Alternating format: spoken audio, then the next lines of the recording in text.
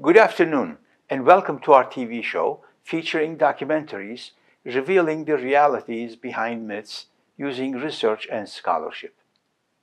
I'm your host, Ergün Kırlıkovalı, and I will be with you every Sunday at 4 p.m. Eastern Standard Time.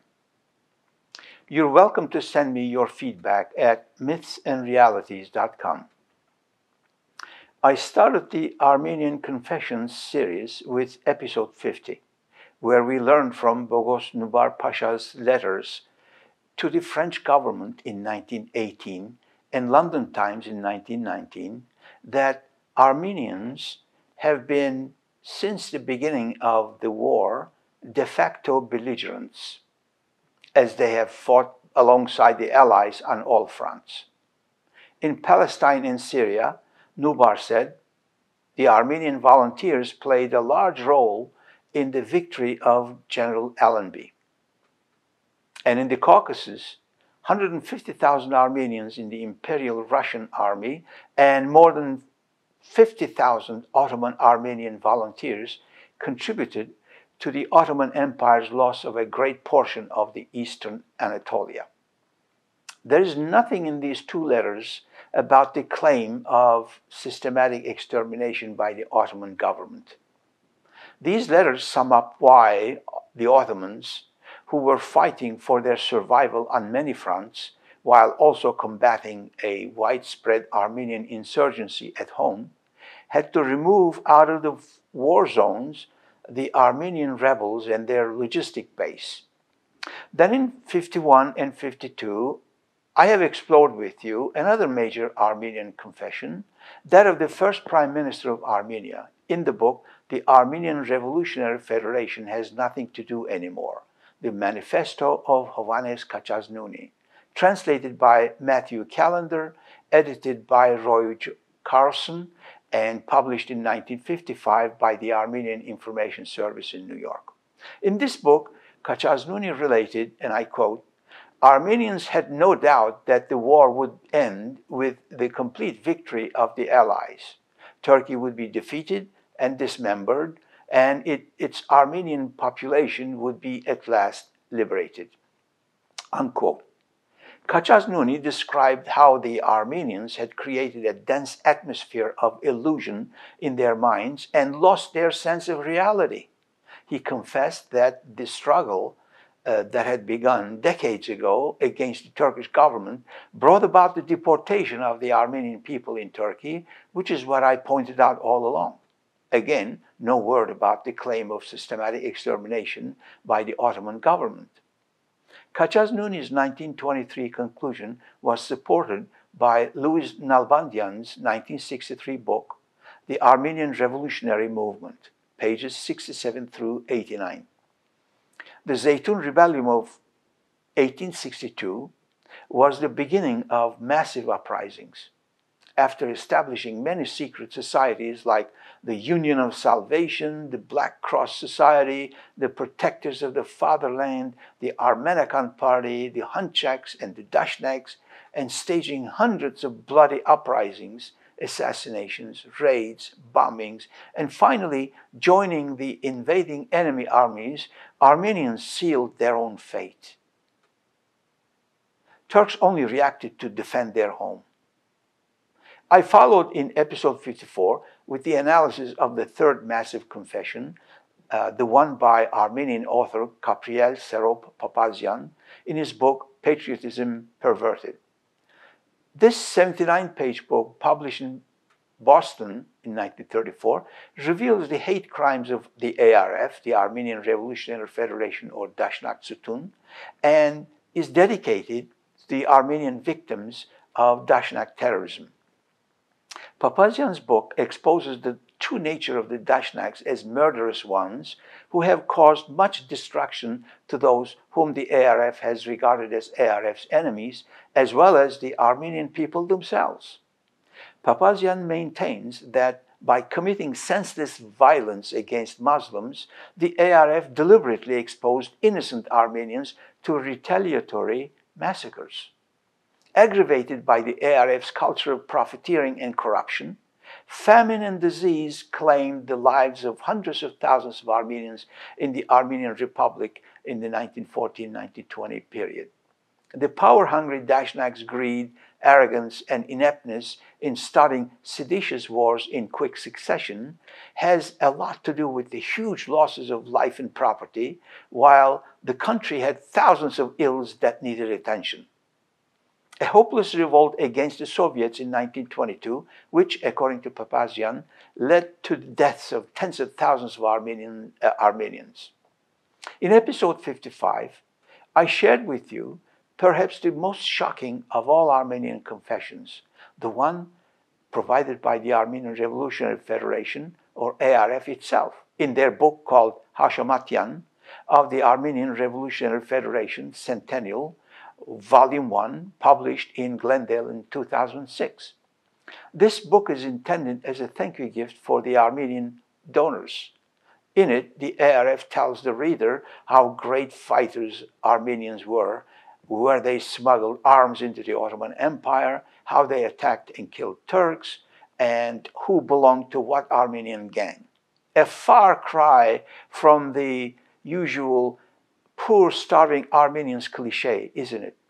This might explain why the Armenian archives are still closed to public today. Turkish archives, on the other hand, are wide open since mid-1980s in their purpose-built modern campus in Istanbul. This brings the first question to mind. If the Armenians are so right in their long-discredited political claim of genocide, why would they not open their archives to the world, like Turks did? What are Armenians afraid of?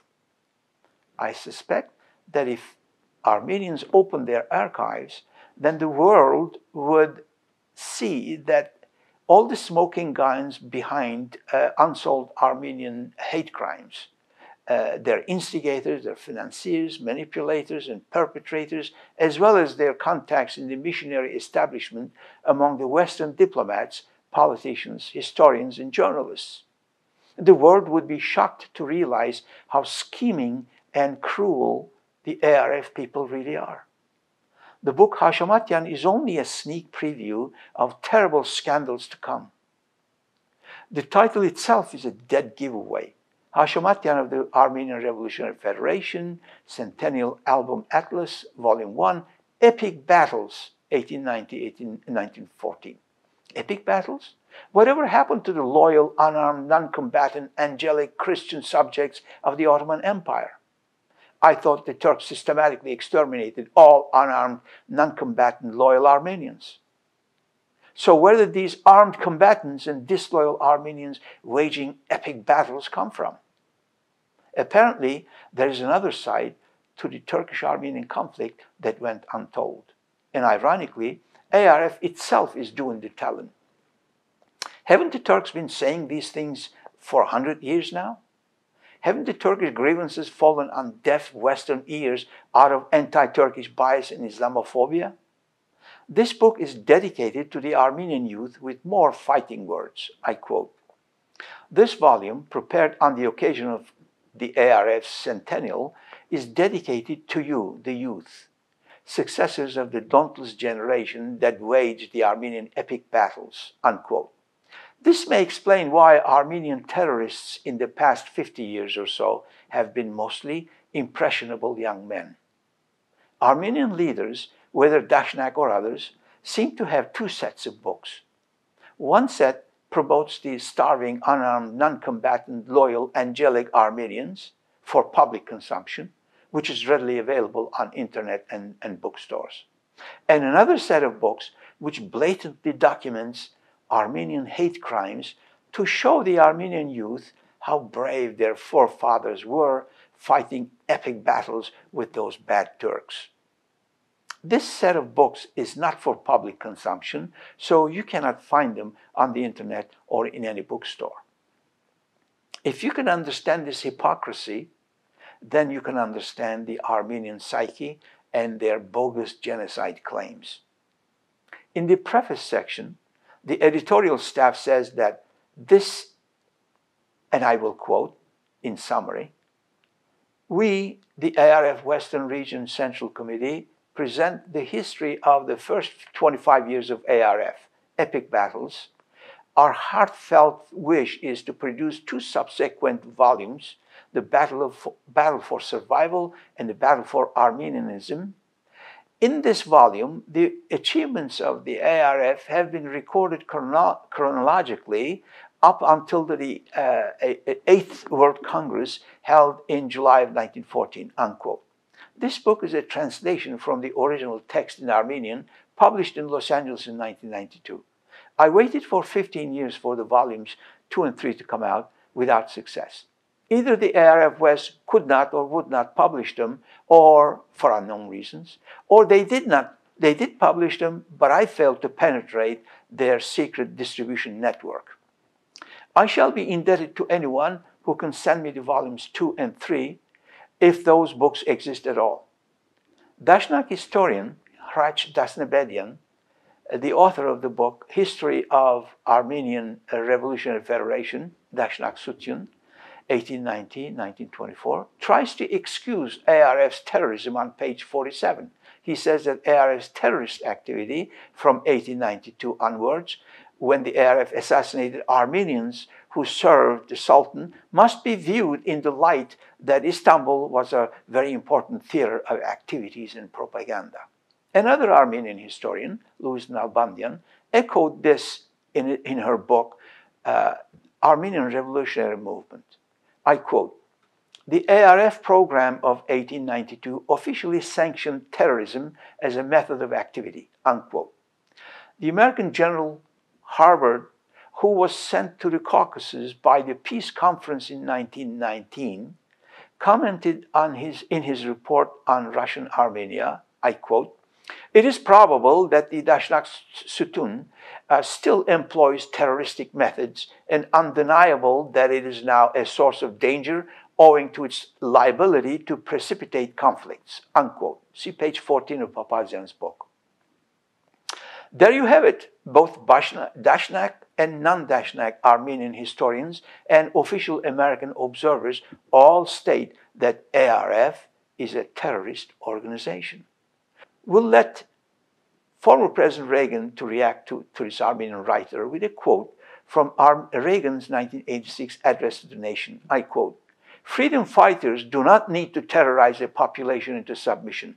ARF not only threatened, tortured, and murdered Armenians who refused to support ARF, as Dashnabedian, Papazian, Uras, Gurun, and many others amply documented, but also defenseless Muslim Ottomans, mostly Turks, to the tune of 518,000 dead and millions wounded.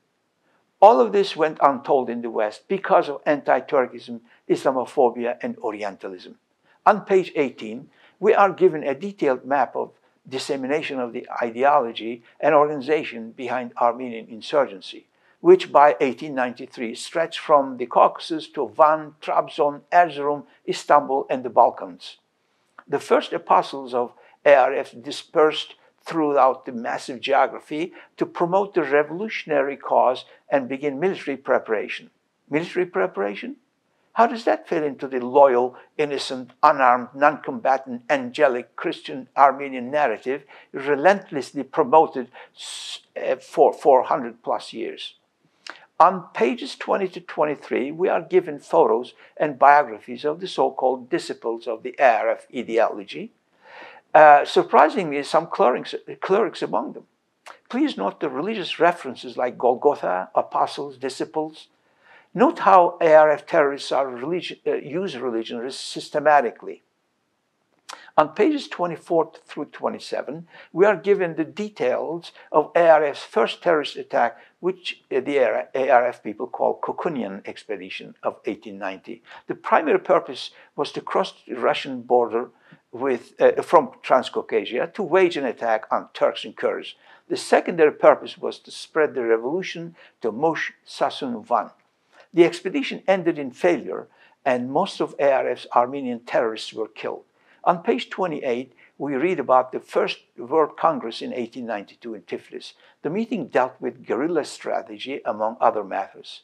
It was declared that the purpose of the ARF was to secure political and economic freedom in Western Armenia by means of insurrection. Now, let's examine the word insurrection, shall we? Legal Dictionary gives the definition as follows. I quote, "Insurrection, a rebellion of citizens against their government, usually by acts of violence," unquote. Then I checked the US law. I found out that under federal law, it is a crime to incite, assist, or engage in insurrection against the United States. Another definition of insurrection is given, and as I quote, "A rebellion of citizens or subjects of a country against its government. The Constitution of the United States, Article 1, Section 8, gives the power to Congress to provide for calling forth the militia to execute the laws of the Union, suppress insurrections, and repel invasions." That is exactly what was done in the Ottoman Empire too. Armenian subjects violently rebelled, and the Ottoman government reacted to suppress the insurrections and repel the WW1 invasions. Why then the concept defending the homeland against insurrection and invasions acceptable here in the US, but not over there in the Ottoman Empire? Same rule. Would the West react to the Ottoman Empire the same way if the Armenian insurgents were Muslims? Not really. Or alternatively, would the US allow such bloody rebellions on its soil by Armenians, even though Armenians are Christians? Not really. The answer to the first question exposes Western Islamophobia and anti-Turkism. The answer to the second question, on the other hand, reveals hypocrisy and double standards. On page 29, after listing some lofty objectives in democracy and human rights, the IRF cuts to the chase under the section called Ways and Means to achieve those objectives. I quote, "In order to reach its goal, the ARF must organize revolutionary groups to continuously wage war against the Turkish government. The revolutionary groups must implement methods to organize paramilitary groups, train them to conduct these revolutionary activities, arm the people by any means necessary, provide material to promote the ARF, such as the Droshak newspaper, the party's most powerful communication tool, fight and destroy government officials, informers, betrayers, traitors, and usurers, find avenues for the transportation of freedom fighters and arms to Western Armenia to destroy Turkish governmental institutions," unquote. Here it is, directly from the horse's mouth. ARF is determined to wage an armed rebellion to destroy the Turkish governmental institutions. I'm not making this up. ARF is saying this in its own publication. So, let me ask again, what was the Ottoman Empire to do when an armed group staged a series of coordinated and very bloody rebellions with the avowed intention of destroying the governmental institutions? Sit back and do nothing? We can argue the scope and depth of the Ottoman reaction in the face of treacherous armed revolts during a time of multiple foreign invasions by the enemies. We can debate the intention, the execution, the fallout of the temporary resettlement order of May 27, 1915, or Tereset for short. But you cannot blame the Ottoman government for wanting to defend its homeland and provide safety to its citizens. On page 30, we are provided with a list of arms transporting groups from 1890 to 1894. Remember the Armenian Revolts of 1894 to 1896? Well, here's the background of those violent Armenian uprisings and Ottoman military response, which was totally misrepresented in the Western media as brutal Muslim Turks massacring innocent, loyal, unarmed, non-combatant, angelic Christian Armenians. On page 31, we are given another detailed map of origins, transportation routes, and delivery points for transporting arms between 1890 and 1894. What a far cry from the cliches of unarmed loyal Armenians relentlessly promoted by the alleged Armenian genocide crowds. The unsuspecting Americans are duped by such falsifications. On page 32, you can read about the guerrilla activities between the years of 1890 to 1896. Let's read. The first 7 years of ARF was a period of daring feats. The groups that smuggled arms and ammunition from the border regions of Transcaucasia and Persia into Erzurum and Van were often compelled to wage heroic battles against Turkish forces and Kurdish hordes. The era of the Armenian epic battles had begun, unquote.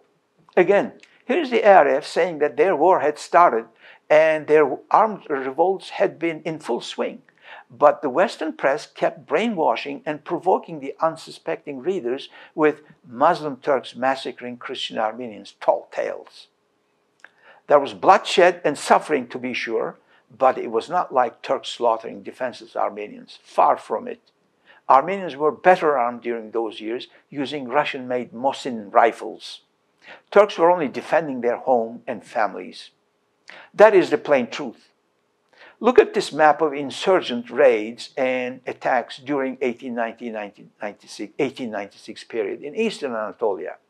The map legend on page Roman numeral 13 tells us that each of those explosion symbols you see is the location of an ARF terrorist group's raid and the ensuing bloody battle between the Armenian insurgents and Turkish security forces.